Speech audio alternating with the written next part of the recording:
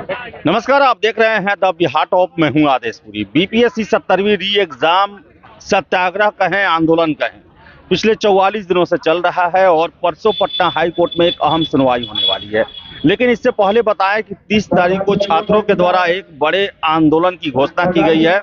रामांशु sir है हमारे साथ, लगातार आप इनको सुनते रहते हैं सर। जब 31 तारीख को कोर्ट में सुनवाई है ही, आपका भी मामला सर कोर्ट में चला गया, फिर ये उससे एक दिन पहले सर ये आंदोलन की वजह क्या है सर? आंदोलन में छात्रों का जुटाव है। ये छात्र युवा सांसद है, उसका उससे कोई मतलब नहीं। वो चीजें अलग है, ये चीजें अलग है। सर उद्देश्य क्या है? उद्देश्य छात्रों ने बुलाया है अपनी बातों को रखने के लिए, डिस्कस करने के लिए। आगे का रणनीति डिस्कशन सर? हाँ, ये हो सकता है। सर आप 31 तारीख को सुनवाई है, 2 फरवरी को लेकर आपने एक घोषणा भी कर रखा है पहले से, उसको लेकर क्या कहेंगे सर? वो घोषणा है, उसको पूरा करेंगे। हमने डीएम साहब के पास चिट्ठी भी पहुंचा दी है, वहां से रिसीविंग भी ले लिया है। देखते हैं परमिशन क्या करते हैं, वरना हाई कोर्ट से परमिशन लिया जाएगा। कहाँ पे? यहीं पे करने के लिए सर? नहीं, वही गांधी मैदान में करने के लिए। और सर ये आज सर पंपलेट सर आप ये करवा रहे हैं, बड़ा ही सर नाराज भी हैं सर आप बता दें पंपलेट ये सब हो रहा है। इसके साथ साथ अभी कुछ देर पहले आपने वीडियो किया है सर, संभवी चौधरी को लेकर आपने कहा है, अतुल प्रसाद जी का आपने चर्चा किया है सर, क्या कहेंगे उस पर? देखिए, मैंने कुछ वीडियोस देखे हैं जो कल परसों में, तो मैं देख रहा था कौन कौन क्या कह रहा है। तो दरअसल क्या होता है कि जब कोई मीडिया में कोई बात कहता है तो वो एक पक्षी बात कहता है, वो अपनी बात कहता है, तो उसकी बात को यहाँ से जवाब देना जरूरी है। अगर मान लीजिए एएनआई में हम लोग को बुलाया गया होता तो हम लोग अपनी बात को रखते। अब संभवी चौधरी जी को बुलाया गया था, वो अपनी बात कह रही थी, एक पक्षी बात कह रही थी, आधी अधूरी बातें कर रही थी, सही बात नहीं कर रही थी। तो उनको सही सटीक जवाब देना और सटीक जानकारी होना जरूरी है, इसलिए मैंने उस वीडियो को बनाया। और फिर कल जो है, चूंकि मैं हाईकोर्ट में ही व्यस्त था, और कल जो है माननीय अतुल प्रसाद जी का जो ट्वीट आया उसको हमने देखा, पढ़ा, तो उससे बातें और क्लियर होने लगी। देखिए, वो व्यक्ति क्या जो लगता है सर वो बीपीएससी को लेकर ही लिखे हैं सर क्या? देखिए, बाकी उनको यूपीएससी से क्या मतलब, यूपीपीसी से क्या मतलब। जो व्यक्ति बीपीएससी के चेयरमैन रहा हो, और जो हमको जानकारी मिल रही है कि अब हम लोग जो है केरल को पीछे छोड़ के पहले नंबर पे जा रहे हैं छात्र सत्याग्रह में, और ये भारत का सबसे बड़ा छात्र सत्याग्रह बनने जा रहा है, तो निश्चित रूप से उनको चिंता हुई होगी कि जिस संस्था को उन्होंने इतना पवित्र किया, आज उस पर सब लोग शक की निगाह से देख रहे हैं, उंगलियां उठ रही हैं। तो कोई व्यक्ति जब घर बनाता है उसके जो रंगाई पुताई नहीं देखता है, बल्कि उसको टूटते हुए देखता है, तो उसको कष्ट होता है, इसलिए उन्होंने ट्वीट किया होगा। सर बीपीएससी भी ट्वीट कर रही है सर, उसमें वैसे छात्रों के मेल डाले जा रहे हैं जो कि धन्यवाद कर रहे हैं कि जो आयोग कर रहा है वो अच्छा कर रहा है। सर इस पर क्या कहेंगे सर? साहब 4,83,000 का मेल डलवा दीजिए, पोल करवा दीजिए। ये 5-10 से नहीं होने वाला ना, एक बार ओपन करा दीजिए पोल। ईमेल के लिए आप कितना परेशान क्यों हो रहे हैं साहब? बोल दीजिए कि होना चाहिए कि नहीं होना चाहिए, दूध का दूध पानी का पानी हो जाएगा। काहे के लिए इतना मेहनत कर रहे हैं कि ईमेल डलवा रहे हैं? आप सिंपल सा कर दीजिए साहब कि जो है ओपन करा दीजिए, जैसे हमारे अतुल प्रसाद जी कराते थे कि एग्जाम होना चाहिए कि नहीं होना चाहिए। ये भी सर्च कर सकते हैं कि वो ईमानदार हैं कि नहीं, कभी बीपीएससी के लोग ईमानदार हैं कि नहीं, ये भी करवा लें। ये भी करवा दें कि ये लोग शक के घेरे में हैं कि नहीं। सारे जो प्रश्न उनके मन में आते हैं पूछ लें, एक बार पोल करवा दें। सर अतुल प्रसाद जी सर उसमें इनसाइडर ट्रेडिंग, कल भी हमने बात किया था इस पर लेकर सर, लेकिन और आज स्पष्टता होगी इस पर सर। इनसाइडर ट्रेडिंग और लीक ऑफ इंफॉर्मेशन, फिर से जो पारदर्शिता है, ट्रांसपेरेंसी जो है, इसको लेकर सर बड़ा ही आजकल बात चल रहा है सर। इन तीनों को जरा एक बार और एक्सप्लेन करते सर। देखिए, लीक ऑफ इंफॉर्मेशन की बात हो रही थी, मिस इन्फॉर्मेशन की बात हो रही थी। Leak of information, leak of information दोनों, मिस इन्फॉर्मेशन, ट्रांसपेरेंसी की बात हो रही थी। तो अब देखिए, ट्रांसपेरेंसी इसलिए हम आप कह रहे हैं कि मुझे लगता है कि आप तो शुरू से इन चीज़ों को कवर कर रहे हैं, आप बीपीएससी के एस्पिरेंट भी रहे हैं, और अतुल प्रसाद जी थे तो आप अक्सर मैं देखता था कि आपके इंटरव्यू आया करते थे। जब भी बच्चों को कोई समस्या होती थी तो आप उनसे कहते थे, वो आपको बुला लिया करते थे और खुल के बातों को कहते थे, और आप भी जो है बेधड़क उनसे प्रश्न पूछते थे। और जितना परिवर्तन पिछले 2 सालों में अतुल प्रसाद जी के समय हुआ, उतना हमें लगता है बीपीएससी में से पहले नहीं हुआ होगा, जिसमें जितनी भी ट्रांसपेरेंसी होती थी। इवन की मेंस की कॉपी, पीटी का जो है ओएमआर का सीट तुरंत डाउनलोड होता था। इवन कि आपने एक बार कहा था कि साहब शाम को जो है इंटरव्यू खत्म होगा और जो है उसका तुरंत रिजल्ट आ जाएगा, आ ही गया सर, और आ ही गया। आप घर भी नहीं पहुंचे। हाँ ठीक है। उसके बाद मेंस का जो है क्वेश्चन पेपर बदलना, जहाँ सब्जेक्टिव था हटा के पीटी रख, मतलब वो जो है वो ऑब्जेक्टिव रखना, ऑप्शनल को क्वालिफाइंग कर देना, एसए के पेपर में बदलाव इससे पेपर इंट्रोड्यूस किया। मतलब उसमें बहुत सारी चीजें, पहले वो पार्ट हिंदी का होता था, फिर उसको उन्होंने जो है इस तरह से कर दिया। इवन के जो है निगेटिव मार्किंग, 5 ऑप्शन में 5 ऑप्शन घटाना, क्वेश्चन पिक के पेपर में पैटर्न, सतही ज्ञान को हटाना, रट्टाबाजी को हटाना और कहना कि एथेंटिक बुक पढ़ना, ये सारा का सारा काम उन्हीं के समय हुआ। तो लेकिन वो जब भी कोई काम करते थे तो छात्रों को बुलाया करते थे, छात्रों से पोल कराते थे और पोल कराने के बाद वो जो है चीजों को लागू करते थे।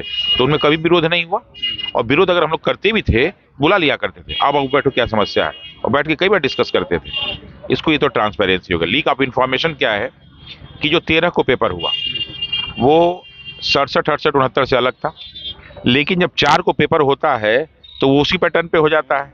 यानी 4 वालों को मालूम हो गया कि अगला पेपर होना कैसे है। कहीं ऐसा तो नहीं था कि ये जो है 13 में बापू परीक्षा परिषद में इसीलिए किया गया था कि 4 वाले निश्चिंत रहे कि साहब पेपर उसी तरह का आएगा, कोई अलग नहीं होगा। तो ये कहीं ना कहीं लीक ऑफ इंफॉर्मेशन, और कई जगह कई प्रकार की अनियमितताएं हुई, बच्चों ने सारी चीजें निकाली भी।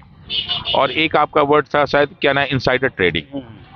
अब इनसाइडर ट्रेडिंग का मतलब कहीं सीटों की खरीद फरोख्त तो नहीं है, कहीं पेपर का खरीद फरोख्त तो नहीं है। अब इसको हम लोग कैसे प्रूफ करेंगे? लेकिन एक बात आज मैं कह दूं कि आज मैं देख रहा था पेपर में, तो वो ट्रक जो बीपीएससी के लिए पेपर ले जाना था, उसमें सुना शराब की बोतलें आ रही हैं जा रही हैं। ये कहीं नीतीश कुमार जी और सरकार को बदनाम करने की साजिश तो बीपीएससी वाले नहीं ना कर रहे हैं? नहीं सर, ये तो अररिया में हुआ है सर, ये मामला अररिया में हुआ, तो उसमें बीपीएससी कहाँ से आ गया?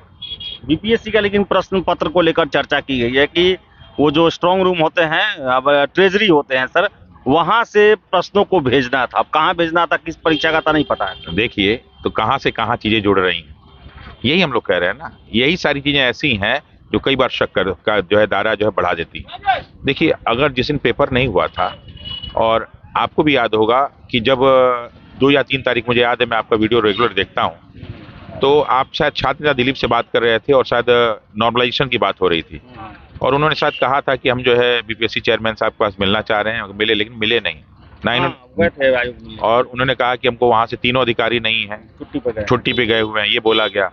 फिर ये बोला गया कि आप आज जो है ईमेल खोज के दिखा रहे हैं लोग कि नहीं दिखा रहे हैं। अगर उसी समय कुछ जो है ट्वीट कर दिए होते, इन्फॉर्मेशन दे दिए होते, तो शायद बवाल यहाँ तक नहीं पहुंचता। नहीं सर, 5 तारीख को भी शाम को अपील किया गया था। 5 तारीख को शाम को अपील किया, 6 तारीख को जब उन्होंने लाठी मरवा लिया है और जो है बच्चों को जेल भिजवाने का प्रयास कर लिया है, उसके बाद उन्होंने जो है शाम को चिट्ठी जारी किया है कि साहब हम नॉर्मलाइजेशन लागू नहीं करेंगे। और जबकि 3 सेट पेपर बना लिया था, वो भी पहली बार मैंने देखा कि अब ये ज्ञान दिया कौन, ABCD EFGH IJKL, ये क्या है भाई? हम लोग तो ABCD सुना था, ये 4 नहीं सुना था। तो ये जो सारी चीजें हो रही थी, ये सब जब हुआ तभी तो विवाद बढ़ा ना। अगर इन सारी परीक्षा परिसरों में 20 minute 25 minute late question paper नहीं बटा होता तो शायद विवाद नहीं बढ़ता।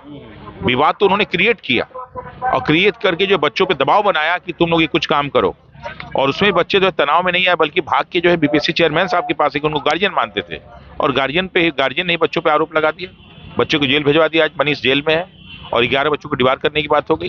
तो ये सारी की सारी समस्याओं के कारण विरोध हुआ। आज हम लोग क्यों बैठे हुए हैं? अगर पेपर का लीक का मसला नहीं होता तो हम लोग नहीं बैठते, और कोई बीपीएससी का अधिकारी इस पर जवाब नहीं देते, बल्कि वो तो तानाशाहों की तरफ बार पे बार रेगुलर जो है अपना वो जो है फरमान तुगलकी फरमानी जारी कर रहे हैं, और अभी भी मानने को तैयार नहीं है। कुछ देर पहले मैं रहमान सर का वीडियो देख रहा था सर, आप कुछ गुरु लोग पर सर भड़के हुए हैं, कह रहे हैं कि ऐसा ना करें।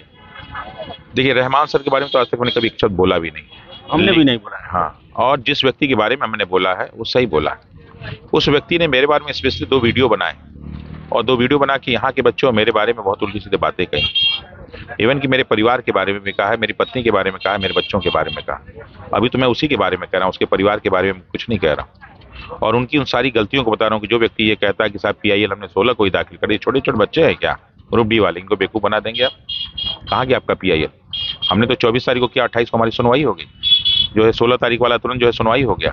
सबका 2 दिन 4 दिन 5 दिन 6 दिन में जो है BPS माननीय उच्च न्यायालय सुनवाई कर दे रहा है, और आपका साहब PIL कहाँ चला गया? कहीं वो जो बक्से में तो बंद नहीं हो गया ना, पेपर वाले बक्से में, वहां तो कहीं नहीं हो गया। तो रहमान सर के बारे में तो आज तक मैंने एक भी शब्द नहीं बोला। अपील किया जाना नहीं, अपील क्या क्या, क्यों नहीं बोलेंगे?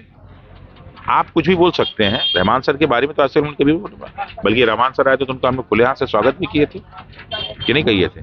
जबकि वो कई लोगों के साथ ऐसा घूम चुके थे जिन पे आज खुद वो प्रश्न चुन रहा था कि मैं पहचानता नहीं हूँ, तो मैं ये कर लूँ तो मैं वो कर लूँ, मुझे विश्व नहीं जानता, उन्होंने बोला था ना। उसके बावजूद आज तक मैं रहमान सर के बारे में तो एक भी शब्द नहीं बोला हूँ। अगर वो मेरे साथ बारे में बोल रहे हैं तो शायद मैं उसको देखूंगा कि शायद ये गलत है। जब मैं आपके बारे में एक भी बार शब्द नहीं बोला हूँ तो आपको भी नहीं बोलना चाहिए। नहीं, निगेटिव नहीं है सर, पॉजिटिव ही सलाह है। हाँ तो देखिए, वो बड़े भाई हैं नो डाउट, और उनकी हर सलाह को हम लोग स्वीकार करते हैं, जी सर। ठीक है, और हमेशा स्वीकार करेंगे। वो बड़े भाई कुछ भी बोलेंगे तो हम लोग के लिए स्वीकार है, डांटेंगे कल भी तो कितने छात्र आ रहे हैं? सब छात्रों के बारे में संख्या कैसे कहा जा सकता है? लगभग क्या लगता है? देखिए, कहा नहीं जा सकता है, तो कल का कल ही देखा जाएगा। कुछ और स्ट्रेटजी भी है सर क्या, कहीं मार्च वार्च करने का या कुछ? देखिए, ऐसा कुछ नहीं है। जैसे क्या है कि बहुत दिन से लोग कह रहे थे कि बच्चे नहीं आ रहे हैं, बच्चे नहीं आ रहे हैं, तो बुला लिया कि बच्चे आ जाओ। क्योंकि बीपीएससी बार बार कह रहा है ना कि कुछ ये लोग मुट्ठी भर छात्र बार बार हम लोग पे आरोप लगाते हैं ना। तो पिछली शुरुआत में दौर में पूरा यहाँ से वहां तक भरा रहता था, तो उन्होंने कहा एक बार भर के फिर से दिखा देते हैं, तो यही हो सकता है। ठीक है, तो रमांशु सर थे और इनका साफ साफ यही कहना है कि आयोग को री एग्जाम लेना ही पड़ेगा, और मामला जो है कोर्ट में भी है, परसों सुनवाई होने वाला है और कल छात्रों का जुटान है यहाँ पर।